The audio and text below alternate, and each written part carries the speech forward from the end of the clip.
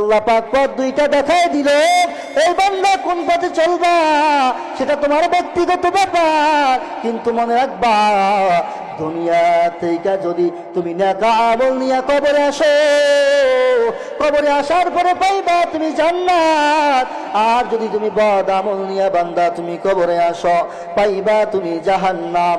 আর জাহান্নাম এত ভয়ঙ্কর, আল্লাহ বলে বান্দা তুমি সহ্য করার মতো তোমার কোনো শক্তি নাই, তুমি এত শক্তি তোমার মধ্যে নাই। কবরের আগুন এত পরিমাণ তাপ বেশি, কবরের মধ্যে এত বড় বড় সাপ, এত বড় বড় বিচ্ছু, এত বড় বড় বড় বড় দেখা যায়, বড় একেবারে ভয়ঙ্কর ভয়ঙ্কর একটা মাকলুকাত রয়েছে। ওর মধ্যে অনেক পোকামাকড় অনেক ধরনের, যাদের সেবলে যাদের এত বিষ বেশি। দুনিয়ার মানুষ যদি একবার যদি বিষের সেবন হইতো, আশেপাশে যা আছে সব দুনিয়ার থেকে বিদায় নিত। আইয়ুহাল্লাযীনা আমানু দুখুলু ফিস-সিলমি কাফা ولا تتبعوا خطوات الشيطان إنه لكم عدو مبين صدق الله العظيم وصدق رسوله النبي الكريم أو كما قال عليه الصلاة والسلام طلب العلم فريضة على كل مسلم أو كما قال عليه الصلاة والسلام إن الله وملائكته يصلون على النبي يا أيها الذين آمنوا صلوا عليه وسلموا تسليما اللهم صل على محمد وعلى آل محمد كما صليت على إبراهيم وعلى آل إبراهيم إنك حميد مجيد اللهم بارك على محمد وعلى آل محمد كما باركت على إبراهيم وعلى آل إبراهيم إنك حميد مجيد আলহামদুলিল্লাহ। আল্লাহ পাক রব্বুল আলামিনের দরবারে লাখো কোটি শুকরিয়া যে মহান আল্লাহ পাক রব্বুল আলামিন আপনাকে আমাকে দয়া ও মায়া করে এ ফিতনার জমানায় 10 মায়ের 10 সন্তানকে একত্রিত করে জান্নাতের বাগানে বসার মতো তৌফিক দান করেছেন। এজন্য আমরা সকলেই মহান রব্বে কারিমকে খুশি করার জন্য অন্তর থেকে জোরে সরে বলি আলহামদুলিল্লাহ। এই মাহফিলের আয়োজন পেয়ে, জান্নাতের বাগান পেয়ে আমরা খুশি না বেজার? আরো জোরে বলেন, খুশি না বেজার? এবং একজন আল্লাহর ওলি মানুষ, আল্লাহর খাস বান্দাকে পেয়ে আমরা খুশি না বেজার? তাহলে আমরা আল্লাহ পাকের দরবারে আরো একবার জোরে সরে শুকরিয়া আদায় করি আলহামদুলিল্লাহ। আসেন ভাই, দোস্ত, বুজুর্গ, আমি কুরআনুল কারীম থেকে ছোট্ট একটি আয়াতে কারিমা পাঠ করেছি এবং রাসূলের অগণিত হাদিস থেকে একটি হাদিসও পাঠ করেছি। লম্বা আলোচনায় আমি যাব না, শায়েখ চলে এসেছেন, কিছুক্ষণের মধ্যে আমি ছেড়ে দেব ইনশাআল্লাহ। আমি হযরতকে বসিয়ে রাখবো না ইনশাআল্লাহ। আমরা সকলেই ধৈর্য সহকারে একটু লাড়াচাড়া দিয়ে বসি, কারণ আমাদের আকাবিরগণ, আমাদের শায়েখগণ চুপচাপ জিনিসটা পছন্দ করেন।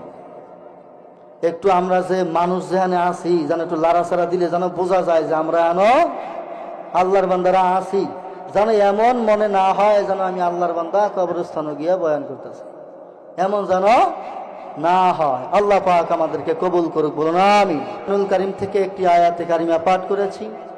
আল্লাহ পাক রব্বুল আলামিন সেখানে বলেছেন, হে ঈমানদারগণ, তোমরা সকলে ইসলামের মধ্যে পরিপূর্ণভাবে প্রবেশ করো।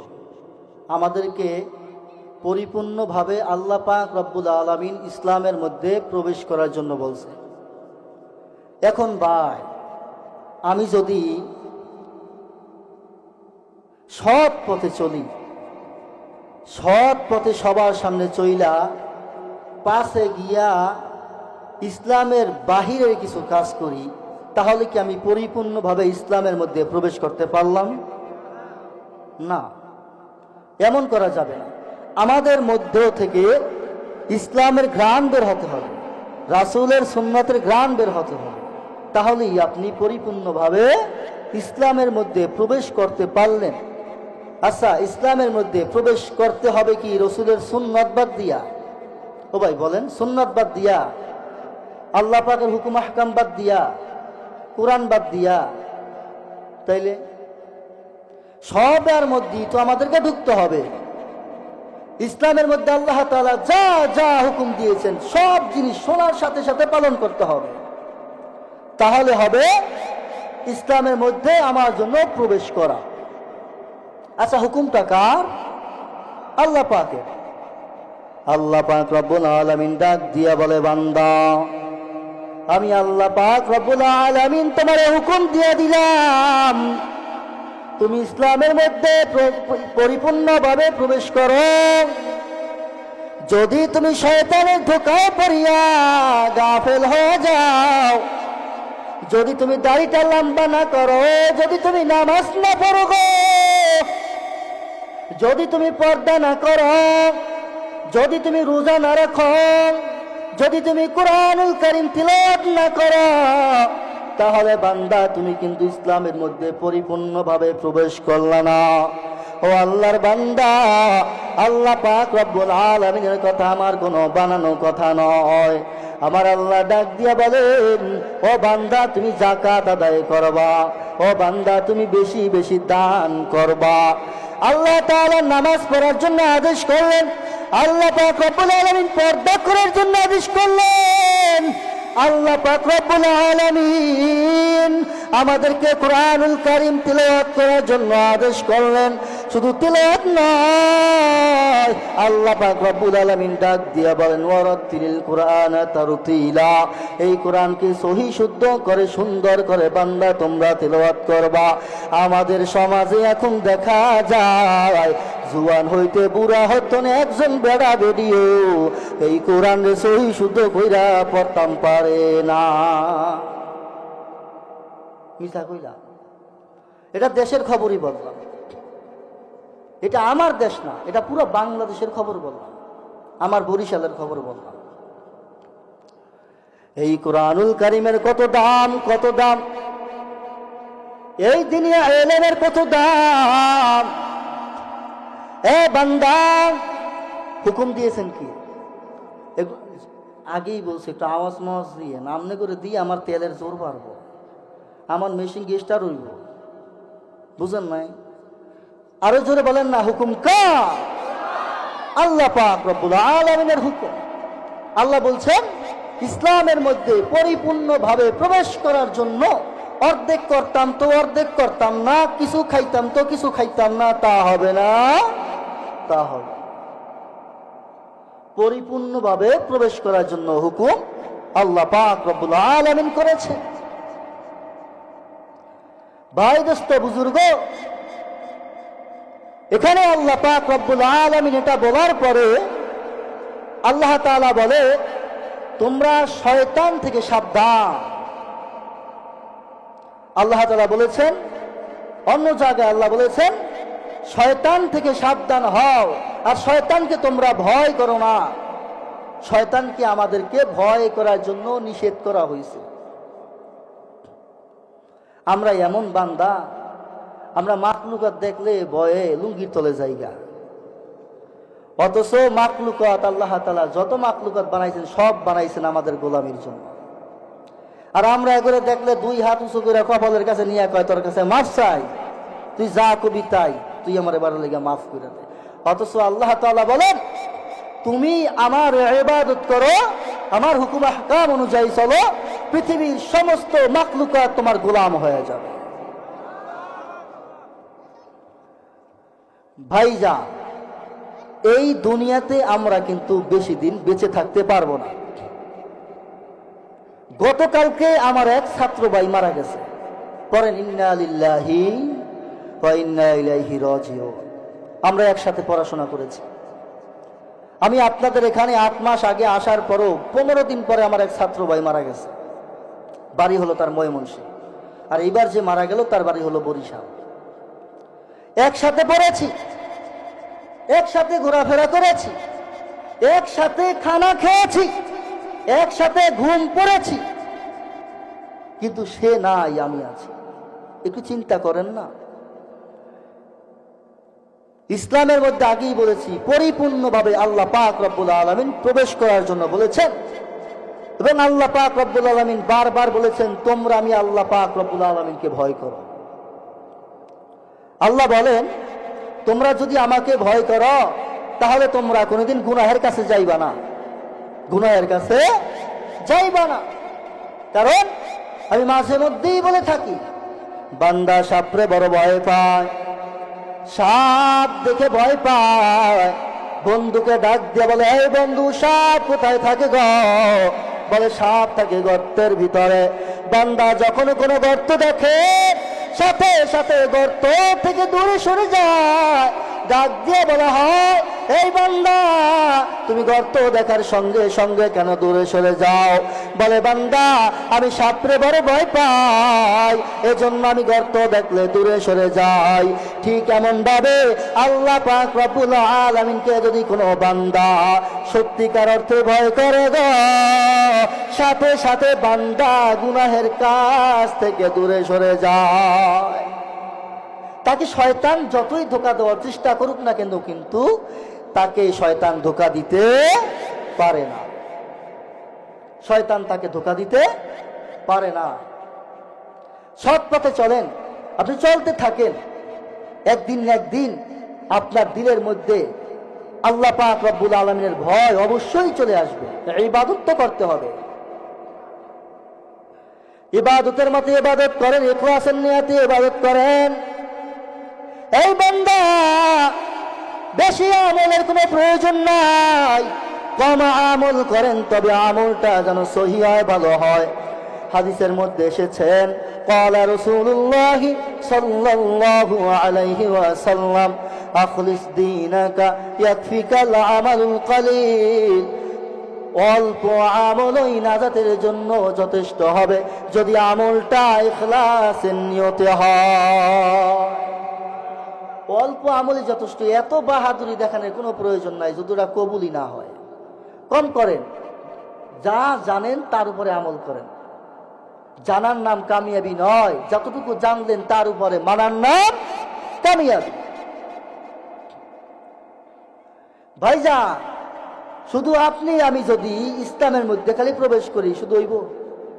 আমার ছেলে সন্তানের প্রতি একটা দায়িত্ব আছে না?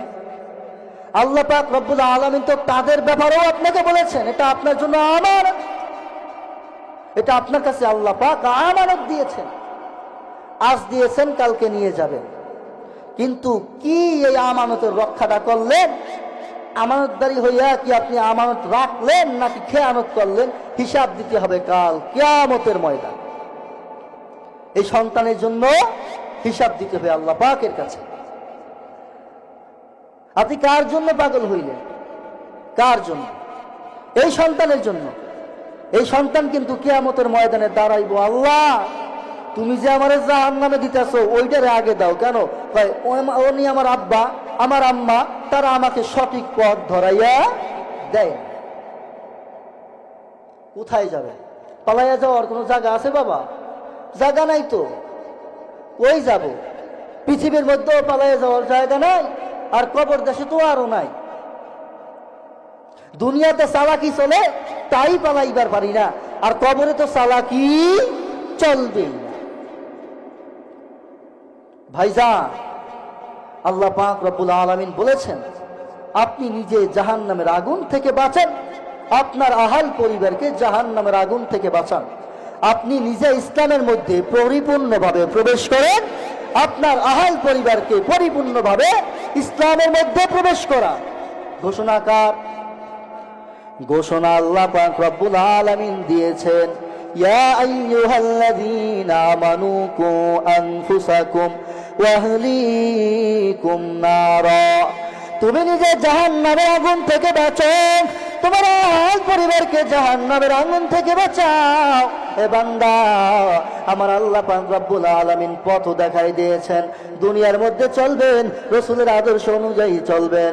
রাস্তা কিন্তু দুইটা, ফারিকুম ফিল জান্নাহ ওয়া ফারিকুম ফিস সাঈর। একটা রাস্তা জান্নাতের আর একটা রাস্তা হইল জাহান্নামের। আল্লাহ পাক পথ দুইটা দেখাই দিল। এই বান্দা কোন পথে চলবা সেটা তোমার ব্যক্তিগত ব্যাপার, কিন্তু মনে রাখবা দুনিয়া থেকে যদি তুমি নেক আমল নিয়ে কবরে আসো, কবরে আসার পরে পাইবা তুমি জান্নাত। আর যদি তুমি বদ আমল নিয়ে বান্দা তুমি কবরে আসো, পাইবা তুমি জাহান্নাম। আর জাহান্নাম এত ভয়ঙ্কর, আল্লাহ বলে বান্দা তুমি সহ্য করার মতো তোমার কোনো শক্তি নাই, তুমি এত শক্তি তোমার মধ্যে নাই। কবরের আগুন এত পরিমাণ তাপ বেশি, কবরের মধ্যে এত বড় বড় সাপ, এত বড় বড় বিচ্ছু, এত বড় বড় বড় বড় দেখা যায়। বড় একেবারে ভয়ঙ্কর ভয়ঙ্কর একটা মাকলুকাত রয়েছে, ওর মধ্যে অনেক পোকামাকড় অনেক ধরনের, যাদের সবলে যাদের এত বিষ বেশি। দুনিয়ার মানুষ যদি একবার যদি বিষের শোভন হইতো, আশেপাশে যা আছে সব দুনিয়ার থেকে বিদায় নিত। এর বিষ এত বেশি। এই সমস্ত পোকামাকড় দিয়া আপনার এই এত দামি বডিটারে খাওয়াইবো আল্লাহ। আমার দাম কত দুনিয়ার মধ্যে। আমি প্রায় বলে থাকি, একবার চিন্তা করেন, এই একটা কথা যদি চিন্তা করেন তাহলে আপনার জন্য হতে পারে হেদায়েত। জীবনে তো বয়ান কম শুনলেন না, আর বয়ান শুনতে শুনতে শুনতে শুনতে যদি মরিয়াও যাই, কিন্তু আমল যদি না করি, এই বয়ান আমার জীবনে কোনো কাজে আসবে না। ও ভাই জান, দুনিয়াতে আমরা বেশি দিন থাকবো না। এই যে তাকায় দেখেন, আপনার সন্তানের জন্য, বিবি বাল বাচ্চার জন্য আপনারা কষ্ট করলেন, চেষ্টা করলেন, কিন্তু নবীর উম্মত যদি আপনি দেখেন একবার ঘুমায়, একা একা নীরবে ঘুমায় যান, আমি এখন মরিয়া গেলাম, এই মুহূর্তে আমি মরিয়া গেলাম, আমার ছেলে সন্তানাদিরা,